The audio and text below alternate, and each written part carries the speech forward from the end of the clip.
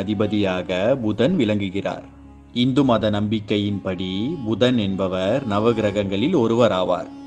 புதன் பொதுவாக பச்சை நிறத்தில் மிகவும் அழகாக காட்சி தருவார். இவரின் வாகனம் சிங்க வடிவத்திலான யாளி என்ற மிருகமாகும். மக்களுக்கு புத்தி கூர்மை, கல்வி அறிவு, திறமை போன்றவற்றை தருபவராக புதன் பகவான் விளங்குகிறார்.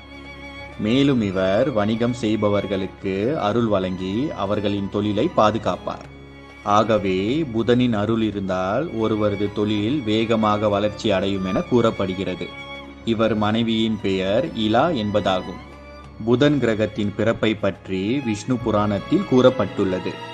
புதனின் தந்தையாக சந்திரனும் தாயாக தாரையும் கருதப்படுகின்றனர்.